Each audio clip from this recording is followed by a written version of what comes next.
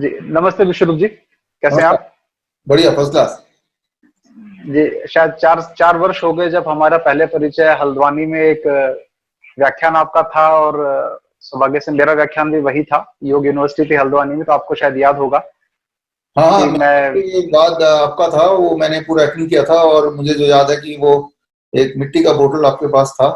तो तब और चेहरा हाँ, वैसे ही बिल्कुल, बिल्कुल, था बिल्कुल, नहीं, और बिल्कुल। मेरे ख्याल से मिट्टी का बोतल आज भी होना चाहिए। यहाँ तो नहीं दिख रहा स्क्रीन पे, लेकिन कहीं आपके घर में है तो कहीं रखा होगा।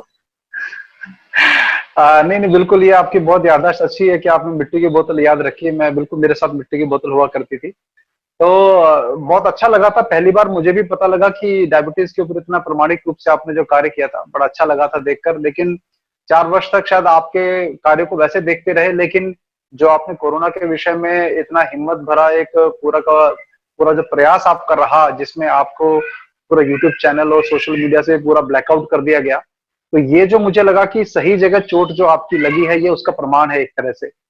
तो हमने ये निर्णय लिया राजीव भाई के पूरे नेटवर्क के लोगों ने कि आप आपका साथ हमें देना चाहिए।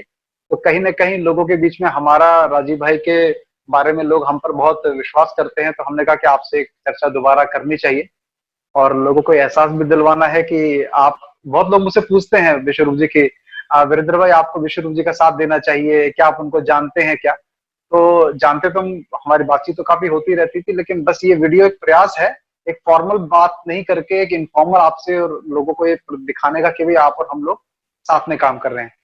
राइट। तो बहुत-बहुत धन्यवाद आज आपका जुड़ने के लिए हमारे साथ। थैंक यू, थैंक यू, धन्यवाद। तो कैसा कैसा रहा ये कोरोना 3 महीने पहले और 3 महीने बाद का सफ़र आपका? छोटे से में अगर आप बता पाएँ तो? इसमें ये ऐसा है कि बहुत ही डरावना है ये सफर। क्योंकि डरावना इसलिए, लोग तो इसलिए डरे हुए हैं कि कोरोना ना हो जाए, और मुझे इसलिए ऐसा लग रहा है डरावना, क्योंकि मैं आगे देख पा रहा हूँ कि अगर ऐसा ही चलता रहा, षड्यंत्र के इसी तरह से चलता रहा और वो अगर भांडा फूटा नहीं, तो फिर ये हुँ, हुँ, हुँ, कितना हुँ। ज्यादा नुकसानदेह हो सकता है, कितने आबादी जनसंख्या की हालत खराब हो सकती है, ये देख के बहुत दुख हो रहा है। और हम कुछ कर नहीं पा रहे हैं, सिर्फ बैठे हुए हैं, या करने की कोशिश कर रहे हैं, लेकिन हो नहीं पा रहा है उस तरह से जैसा होना चाहिए।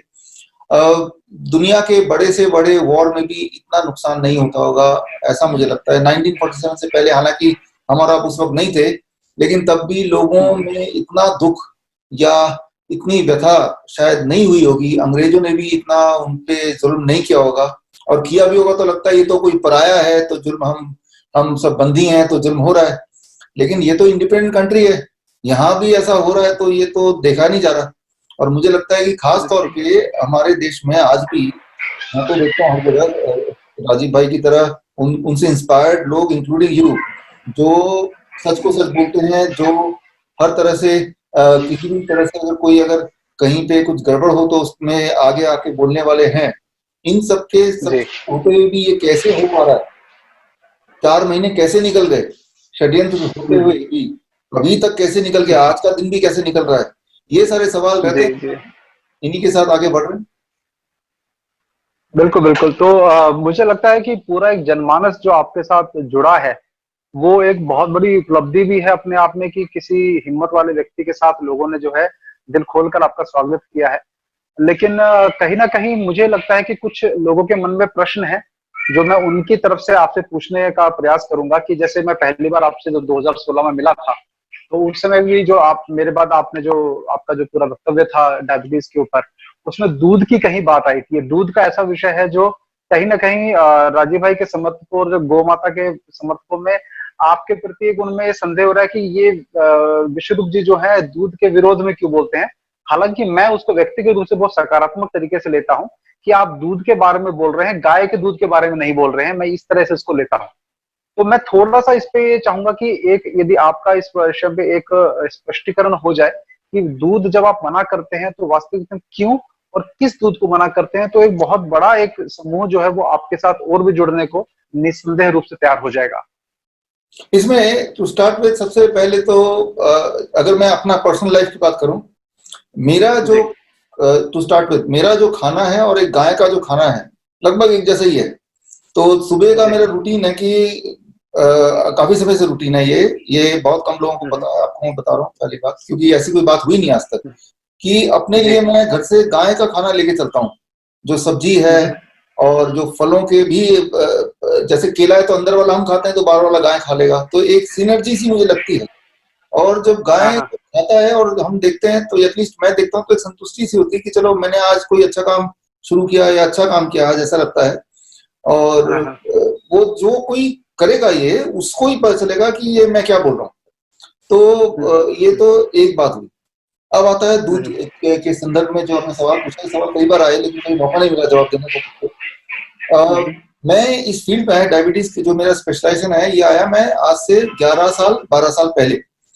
तो मैं, अच्छा। हाँ, राजीव जी तो इस दुनिया में 2010 तक थे हमारे साथ, तो उसके जी बाद ही मेरा मेन, तो 2010 से पहले की जो दुनिया है, हमारा देश भी और दुनिया भी और आज भी, ये दोनों दो अलग दुनिया है। मैं अब बताता हूँ छोटे बच्चे हैं कि तब हमारे देश में, सिर्फ एक उदाहरण लूंगा, 1 लाख में एक डायबिटीज बच्चा होता था। अब ऑफिशियल फिगर है एक अच्छा। 50 डायबिटीज बच्चे, ठीक है ना। अच्छा। तो पहले के मुकाबले डायबिटीज, ऑटो इम्यून डिजीज, बच्चों का मेंटल डिसऑर्डर, जो चीज राजीव भाई ने अपने जीवन में देखा होगा, अगर आज होते तो उनको बहुत दुख होता कि उसके मुकाबले 50 गुना 100 गुना ज्यादा है बच्चों में। आज आप देखेंगे बच्चों में मेंटल डिसऑर्डर बहुत ज्यादा आप देखेंगे, डायबिटीज टाइप जी 1 देखेंगे, auto immune disease, skin disease, इतना तब नहीं था, 10 साल पहले नहीं था, क्योंकि मैं 10 साल पहले भी था और आज भी मैं कंपेयर करता हूँ ना। तो जी मैंने देखा कि जैसे ही ये सभी, ध्यान से सुने इसको और आगे भी पहुंचा है, छोटे बच्चे अगर मिलते हैं जिनमें टाइप 1 हो, इंसुलिन डिपेंडेंट है, उनको अगर हम एक चीज बोलें कि आप कोई भी ऐसी चीज मत खाओ जिसमें एनिमल प्रोटीन हो सकता है, जानवरों का प्रोटीन हो सकता है, तो अब जानवरों का प्रोटीन जिन भी चीजों से है उसको हटा दो अपने डाइट से, और जैसे आप हटाओगे तो एक चीज होगी, एक ही दिन के अंदर आपकी इंसुलिन की जरूरत 50% घट जाएगी, 50%। ऐसा हर बार होता है। तो एनिमल प्रोटीन जो हम बोलते हैं तो अंडा, मछली, ये सब चीज आती ही है, और डेयरी प्रोडक्ट भी आता है, क्योंकि उसके अंदर भी एनिमल प्रोटीन होता है। और कई बार कुछ लोगों के लिए, सबके लिए नहीं, कुछ बच्चों के लिए उसका बॉडी अपना प्रोटीन और किसी बाहर से आया हुआ प्रोटीन, एनिमल प्रोटीन में डिफरेंशिएट नहीं कर पाता, तो वो ऑटोमेटिकली अपना अटैक करता है, अपने सेल्स को अटैक करता है, और जब बाहर का एनिमल प्रोटीन स्टॉप कर देते हैं तो अटैक बंद हो जाता है, तो इंसुलिन दोबारा बनने लगता है। ये सिंपल सा फिनोमिना है। तो फिर मैंने देखा कि ये डेयरी प्रोडक्ट भी और एनिमल फूड भी बंद कर दें तो बच्चा ठीक होने लगता है, कुछ और ना भी करे तो, और ये हर बार होता है और होता है। So that's how it started. तो 2010 से पहले वाली जो दुनिया है और अभी, और मेरा जो फैसला, मेरे को ज्यादा लेना देना है शहरों के बच्चों से, बच्चों से, जैसे स्विट्जरलैंड है, वियतनाम है, मलेशिया, जहां जहां जाता हूँ, और अनफॉर्चुनेटली गांव के बच्चों से, या फॉर्चुनेटली बोले, मेरा लेना देना नहीं है, क्योंकि वो मेरे पास आएंगे नहीं, क्योंकि उनको डायबिटीज होगी नहीं, वहां का वातावरण ऐसा है, वहां का खान पान ऐसा है। और जहां तक हो सकता है, मैंने इस पे कभी शोध नहीं किया इसलिए मैं ठीक से नहीं बता पाऊंगा, लेकिन जो बच्चों की मैं देखभाल करता हूँ या जो मेरे पेशेंट्स हैं, वो पेशेंट जो शहर में रहने वाले हैं, फ्लैट में रहने वाले हैं, तो उनके पास तो दूध के नाम पे तो वही आता होगा ना, पैकेट वगैरह ये सब कुछ आता होगा। तो मैं ये बोलता हूँ आप दूध मत पियो, वो दूध कहाँ से आता है मुझे नहीं पता, लेकिन आप दूध मत पियो और तो फायदा हो जाएगा। और रहा सवाल जो आप बोल रहे थे, अभी थोड़ी देर पहले ही बात हो रही थी कि जो गाय का दूध या देसी गाय का दूध, देखिए ऐसे लोग जो देसी गाय का दूध पीते होंगे, वो मेरे पास ऐसे लोग तो आए नहीं, वो इसलिए नहीं आएंगे, बीमार पड़ेंगे तो आएंगे। तो इसका मतलब बीमार नहीं पड़ते हैं, और बीमार नहीं पड़ते हैं तो वो गाय का दूध देसी वाला जो है वो खराब नहीं होगा, तभी नहीं बीमार पड़ते हैं। नहीं तो वो आते मेरे पास, अगर वो आ जाएंगे तो मैं मना करूंगा, लेकिन वो आएंगे ही नहीं, पहली बात तो, क्योंकि वो बीमार नहीं पड़ रहे हैं, है ना। तो ये बहुत अच्छी बात है, बहुत अच्छी बात है। इससे लेकिन वो मेरे पास नहीं आए, क्योंकि यहाँ मैं गाँव में भी जाऊंगा तब भी नहीं आएंगे, क्योंकि वो बीमारी। तो ये छोटी सी बात है। दूसरी एक बात मैं ये बताना चाहता हूँ कि 2 साल, 2.5 साल, 3 साल तक तो बच्चे को अपने माँ के दूध पे रहना बहुत जरूरी है। कुछ माएँ क्या करती हैं अभी आजकल के इसमें, शहरों में ज्यादातर, कि वो 6 महीने बच्चे को दूध पिला के फिर वो गाय के दूध पे छोड़ देती है, सोचते कि अब वो बच्चा पल जाएगा, जबकि तब गाय के दूध पे भी नहीं, वो बाजार के दूध पे छोड़ देते फॉर्मूला मिल्क बोलते हैं इसको, हैं, नेस्ले नेस्ले के मिल्क पाउडर पे छोड़ देते तो वो दूध नहीं है एक्चुअली, वो केमिकल है जिसको दूध का नाम दे दिया गया है, ठीक है ना। तो हैं। ये सारी चीजें, तो ओवरऑल चीजों को सिंप्लीफाई करने के लिए मैं बोलता हूँ दूध को हटा दो और आप बिल्कुल आगे। बिल्कुल। और जब भी मैं बोलता हूँ तो मेरे आगे पेशेंट होते हैं खूब सारे, और पेशेंट जाहिर सी बात है वो गांव के लोग जो है वो पेशेंट टाइप होते नहीं है, वो तो ताकतवर है आज और गाय और गांव वो जगह है जहां पे लोग धूप में रहते हैं 7 घंटे 8 घंटे, धूल में खेलते हैं, मिट्टी में खेलते हैं। तो वो है गाय और वही है गांव, उसके अलावा जो है वो शहर है। तो ये छोटी सी बात है जो हमें और आपको समझनी होगी अच्छी तरह से, कि जो तो बीमार नहीं है वो जो भी कर रहा है वो ठीक कर रहा है, और जो तो बीमार है वो जो भी कर रहा है वो ठीक नहीं कर रहा हो। नहीं, बिल्कुल बहुत अच्छा है। क्योंकि शायद आपको नहीं पता होगा, लेकिन आपके बिहाफ पे, क्योंकि आपसे संपर्क करना जो है थोड़ा सा मुश्किल रहता है, क्योंकि आप बहुत कामों में व्यस्त रहते हैं, और वो अच्छी भी बात है। तो आपके बिहाफ पे लोग मुझे कॉल करते हैं कि वीरेंद्र भाई विश्वरूप जी से ये कहिए वो कहिए, तो मैं उनको एक ही बात हमेशा बोलता था आपकी बात का समर्थन करते हुए, कि विश्वरूप जी ने जो आपने कहा ना, बहुत खूबसूरत बात कही आपने, कि गाय का दूध पीने वाला व्यक्ति आपके पास आने की उसको आवश्यकता ही नहीं पड़ेगी, इसी कारण से जो भी आते हैं उनको दूध के लिए मैं मना करता हूँ। वो बहुत अच्छी बात कही। तो और कहीं ना कहीं दूध के विषय में आप भी इस बात से सहमत होंगे कि श्री राम श्री कृष्ण इन सब जो शास्त्रों में पूरा दूध के बारे में लिखा है, तो देसी गाय के दूध के बारे में लिखा है। तो हम लोगों में हम लोग उनसे ज्यादा समझदार नहीं है कि हमारे अंदर ये हिम्मत हो कि हम देसी गाय के दूध को बेकार कह दें। तो मुझे लगता है ये आपकी बात का समर्थन करते हुए ही मैं उन लोगों को समझाता था इस बात को। तो ये बहुत अच्छा है। चलिए ये विषय मुझे लगता है कि क्लियर हो गया है, इस विषय में अब ज्यादा बात करने की आवश्यकता नहीं है। दूसरी बात ये कि शायद आपने 3-4 महीने में देखा होगा कि जो आपका नाम घर घर में मशहूर हो गया, घर घर में आपको दूसरा राजीव दीक्षित तक की उपाधि लोग देने लगे हैं। वो आप उसको बड़े सहज भाव से जो है लोगों के बीच में रख देते हैं बात को। लेकिन बड़ी बात क्या है कि आपके बहुत सारे विरोधी भी तैयार हो गए हैं इस कारण से, जो आपके विभिन्न विषयों को पकड़कर आपके खिलाफ जो है वो, जैसे लल्लन टॉप वाले हुए, एक कोई और व्यक्ति है कोई चौधरी नाम का, जो आप जिसका काम ही है आपके विषय में नकारात्मक डिग्री के बारे में, आपके विषय के बारे में बोलना। तो ऐसे लोगों के लिए आपका क्या संदेश है? क्या आप ऐसे लोगों के को किस प्रकार से आप मानते हैं कि वो क्या भूमिका रखते हैं आपके इसमें? वो आपको और हिम्मत देते हैं या आप उनसे निराश होते हैं? क्या आपका रहता है उस विषय में? ये देखिए, ऐसे लोग तो होंगे ही होंगे, विरोधी होना ही है। अगर विरोधी नहीं है वो तभी हो सकता है जब आप कुछ कर ही नहीं रहे हो। कुछ करेंगे उससे किसी का फायदा होगा, और कोई लोग जो जिनके भांडा फूट रहा है उनको नुकसान है, तो वो कुछ तो करेंगे, चुपचाप तो बैठेंगे नहीं। तो जाहिर सी बात है, ये लोग थोड़े से लोग हैं, इसका मतलब बहुत ज्यादा हम काम नहीं कर रहे हैं। ये लोग ज्यादा होंगे, इसका मतलब हम ज्यादा काम कर रहे हैं। तो मैं ऐसे देखता हूँ, लेकिन मैं ये भी देखता हूँ कि हमारे पास जो एक शक्ति है वो है सच्चाई की शक्ति। तो हमें सिर्फ सच्चाई को देख के बस आगे बढ़ते जाना है, और ऐसे लोगों पे ज्यादा, उनका काम है ध्यान दिलाना, अपनी तरफ ध्यान अट्रैक्ट करना, ठीक है ना, जो हर तरह के लोगों का। तो लेकिन हमारे पास टाइम 24 घंटे का ही है। ये टाइम या तो लगाए उन लोगों को रोकने में, या लगाए हम आगे बढ़ने में। तो हम अपना काम पूरे दिल से करते हुए आगे चलते जाएं। ये लोग पीछे कहीं ना कहीं छूटते जाएंगे, बोलेंगे भी, छूट भी जाएंगे। उनके सवालों के जवाब देने में जितनी ताकत लगाएंगे हम, उस वही वाला ताकत हम काम को आगे बढ़ाने में लगाते हैं। तो वही जवाब है उनके लिए भी, और वही सही चीज है, मुझे ऐसा लगता है। पहली बात, कई बार ऐसा होता है कि जब बहुत सारे लोग ऐसे विरोधी आ जाते हैं तो दिल में एक बार शंका होती है, या लगता है कि यार ये क्यों हो रहा है, मतलब कंफर्टेबल सिचुएशन नहीं है। ऐसे में अपने आप को इंस्पायर करने के लिए कुछ तैयारी हमें करनी होती है। जैसे ऐसे कुछ लोगों को याद कर लो जिनसे हम इंस्पायर हुए हैं, तो फिर ताकत आ जाएगी। तो ताकत तो दिमाग की होती है ना। अगर तो दिमाग की ताकत है तो अपना इंतजाम रखते हैं कि भाई किन लोगों को याद करो, कौन से वाले वीडियोस देखो, है ना, तो उससे ताकत मिल जाएगी आपके। मैं देख रहा हूँ पीछे राजीव की फोटो लगी हुई है, तो आप समझ रहे हैं मैं क्या बोलना चाह रहा हूँ, कि जिन चीजों हम इंस्पायर होते हैं, जिन चीजों की वजह से हम आगे बढ़ रहे हैं, उन चीजों को, उन लोगों को अगर दिमाग में आप हमेशा रखेंगे, तो ये जो छोटी मोटी रुकावट है, इसमें आपको कुछ भी फील नहीं होगा अगर उनको दिमाग में रखेंगे। तो मैं दिमाग में रख के चलता हूँ, मेरा गोल क्या है, एम क्या है, उसको बहुत बड़े से पिक्चर देखता हूँ। और जो लोग ऐसे लोग का नाम लिया आपने, उनको ब्लैक एंड व्हाइट छोटा सा कोने में रखा हुआ देखता हूँ, ठीक है ना। तो इस तरह से मेंटल पिक्चर बनाया हुआ है, वो मेंटल पिक्चर अपने हाथ में है। तो ठीक है, अच्छा ही लगता है कि मेरे जीवन में भी इस प्रकार के विरोधी लोग बहुत आए। 10 वर्ष का मेरा भी सामाजिक जीवन हो गया है, तो मेरे लिए जो प्रेरणा का स्रोत मैं बताना चाहूंगा, आप भी उनको चाहे तो पढ़ सकते हैं। मैं जब भी कोई ऐसा स्थिति आती है जहां मुझे बड़ा संदेह शंका वगैरह होती है, तो इसको जो है मैं नाना साहब पेशवा को याद करता हूँ।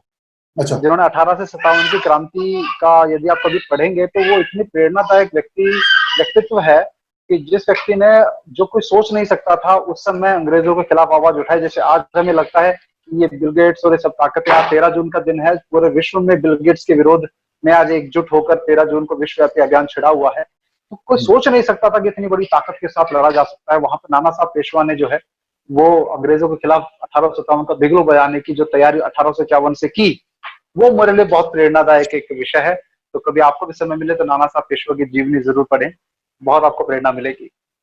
नहीं, बिल्कुल मुझे तो आइडिया है, लेकिन डिटेल में और मैं पढ़ूंगा। लेकिन ये सही बात है कि एक इंसान चाहे तो अगर सच्चाई पे चलेगा तो कुछ भी वही ताकत होती है, अल्टीमेटली तो यही साबित होता है। जी, तो अच्छा, अगला मेरा प्रश्न ये रहेगा कि अभी जिस प्रकार से हम लोगों को स्वतंत्रता की अभिव्यक्ति के का जो हमारा दमन किया गया है, और एक साइंटिस्ट रह चुकी हैं जिन्होंने एड्स के ऊपर काफी वो खुलासे किए थे, जूडी माइकोविट्स, आपने नाम सुना होगा।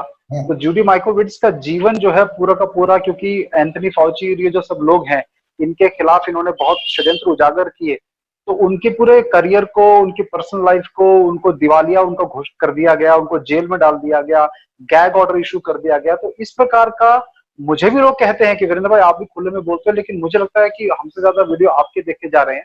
तो इस प्रकार का कभी आपको नहीं लगा कि जब सरकार इस प्रकार का षड्यंत्र, मान लीजिए यदि करती है, या इस प्रकार का कुछ करता है जो आपके जीवन पे, पर्सनल लाइफ है उसमें, तो आप उसको किस प्रकार से आप देखते हैं कि क्या आपको लगता है कि हमें करना चाहिए कि जिससे आप जैसे व्यक्ति, राजीव भाई जैसे लोगों को जो हम प्रेरणा देते हैं पूरी दुनिया को, उनके लिए हम लोग कर सके? हाँ, इसमें देखिए दो पार्ट है इसमें। पहले तो मुझे क्या लगता है और करना क्या चाहिए, दो अलग चीजें होंगी। तो मुझे क्या लगता है, मुझे लगता है कि दो ही चॉइस है मेरे पास, या तो हम बोलें या ना बोलें, इसके अलावा तो कुछ हो नहीं सकता। तो ज्यादातर लोग हैं हमारे आसपास, उनको तो पता ही नहीं कि असलियत क्या है, तो उनको बस एक ही चॉइस है, नहीं बोलने का, क्योंकि उनको वही लगता है जो दिखाया जा रहा है उनको। तो वो तो एक्सक्लूड हो गए क्योंकि उनको पता नहीं है, तो उस पर दोष हम दे ही नहीं सकते। लेकिन भगवान ने हमें आपको ताकत दी है कि सच को समझने की। तो अब हमारे पास दो चॉइस है, सच हमें पता है, हम इसको बोलें या ना बोलें, ठीक है ना। बिकॉज बाकी लोगों के लिए सच और झूठ एक ही बात है, हमारे लिए सच क्या है क्लियर है, और जो दिखाया जा रहा है वो भी क्लियर है। अगर तो कुछ नहीं बोलता, एक तो ये है आप और हम कुछ बोले ना, तो क्या हम बच जाएंगे? इसकी कोई गारंटी है कि कल क्या होगा हमारे साथ? सब कुछ सही होगा, इसकी कोई गारंटी है? अगर तो बोलते हैं गारंटी है, तो मैं आपको याद दिला दूं, सभी को याद दिला दूं कि अभी भारत में 30 करोड़ लोग जो 3-4 महीने पहले 2 वक्त की रोटी खा पाते थे, वो 30 करोड़ लोग आज उनको 2 वक्त की रोटी नहीं मिल रही है। 13 करोड़ लोग ऐसे हैं जिनका घर बार नहीं है, आज वो सड़क पे हैं, और उनमें से बहुत सारे लोग ऐसे जिनकी गिनती नहीं है जो मारे जा चुके हैं सड़क पे कुत्ते बिल्ली की तरह।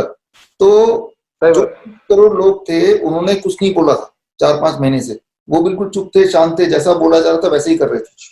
तो उनके साथ अगर उनके साथ जो उनका कल है, जो उनका आज है, वही हमारा और आपका कल होगा।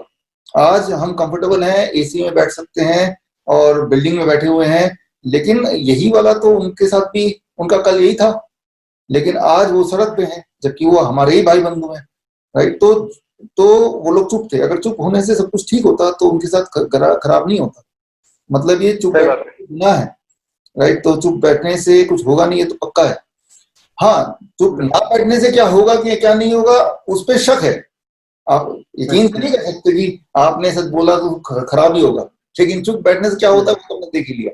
पहली बात, लोगों को क्या करनी चाहिए, जब जो लोग षड्यंत्र कर रहे हैं वो एकजुट होकर बहुत ही डिसिप्लिन तरीके से आगे बढ़ सकते हैं, तो जो लोग सच की राह पे चल रहे हैं वो भी तो डिसिप्लिन तरीके से एकजुट होकर आगे बढ़ सकते हैं।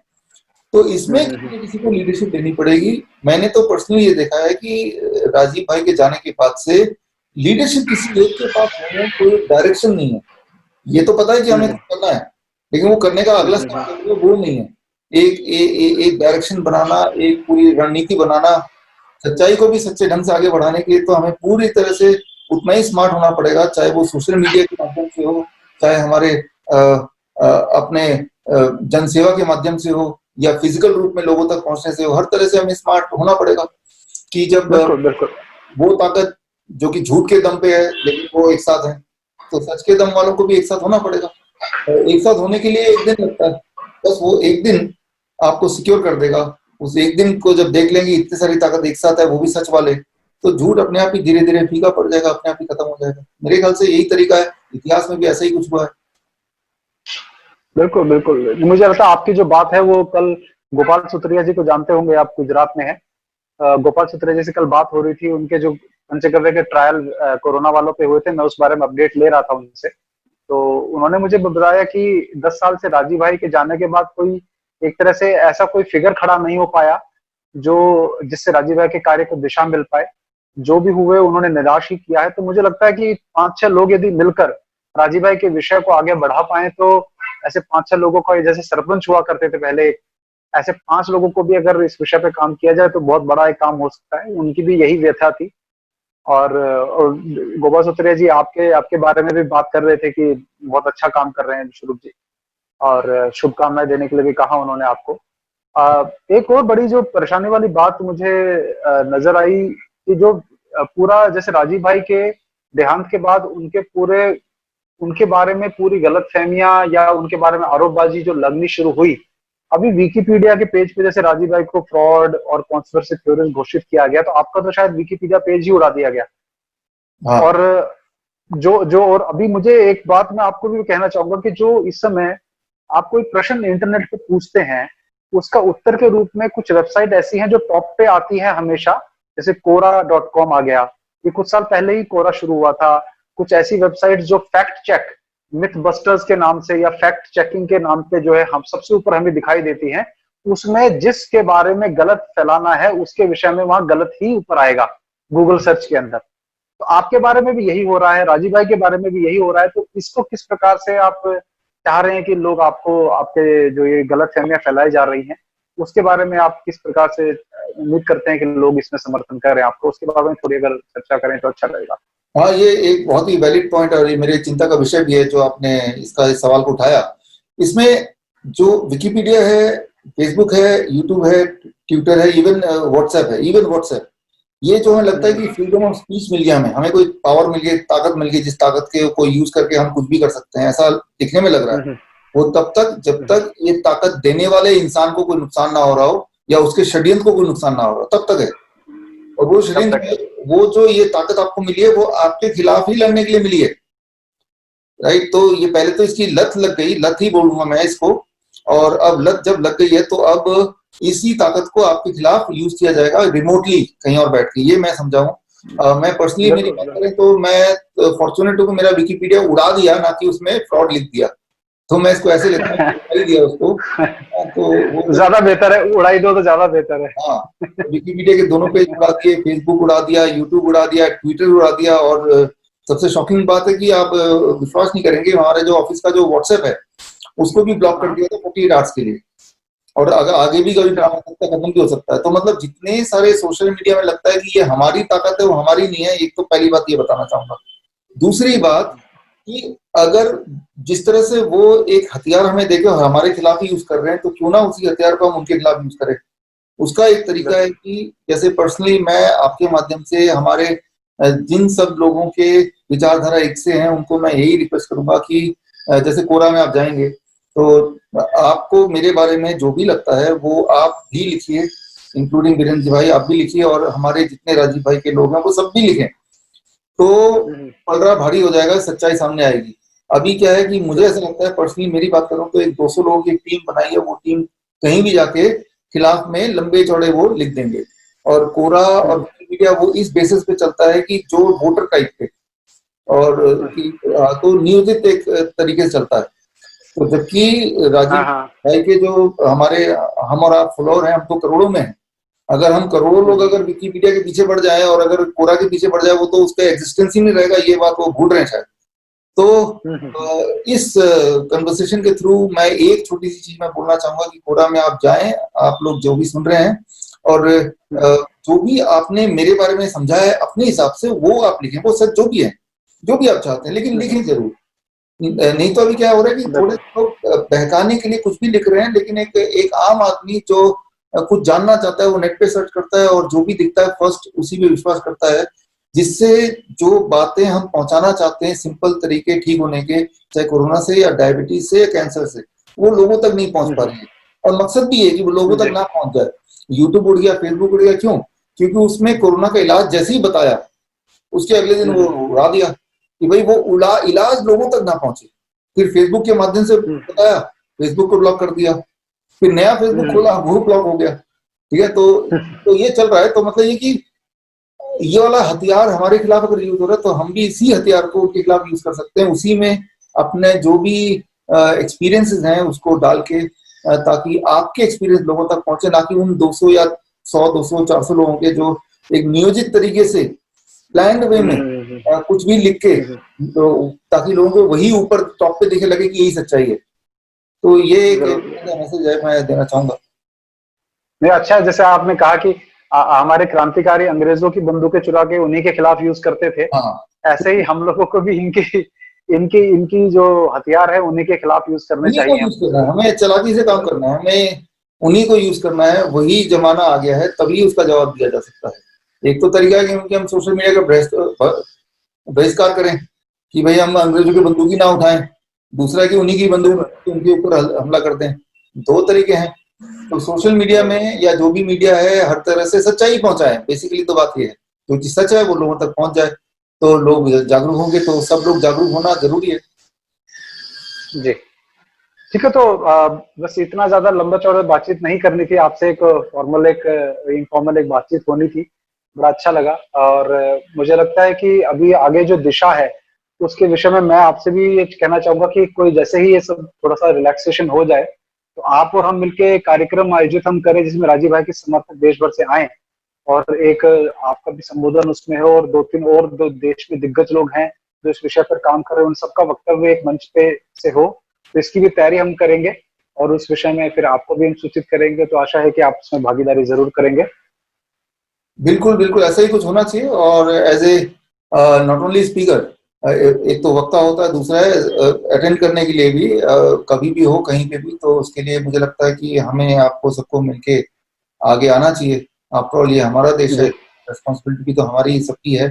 तो जिनकी आंखें बिल्कुल। पहले खुली उसको पहले आगे आएगा, बाकी लोग थोड़े बाद में आएंगे। आना तो सभी को है, एक दिन आगे तो आना ही पड़ेगा। जी, तो बहुत अच्छा लगा विश्वरूप जी। आशा है कि आपके कार्य में ईश्वर आपको सफलता दे और हम सभी राजीव भाई के समर्थक पूरी तरह से आप लोगों आपके साथ हैं। जो भी आप जिस प्रकार का भी आह्वान करेंगे हम और हमारी पूरी टीम आपके साथ रहेगी। बहुत बहुत धन्यवाद आपका हमसे जुड़ने के लिए। धन्यवाद, धन्यवाद सर, थैंक यू। नमस्ते, वंदे मातरम।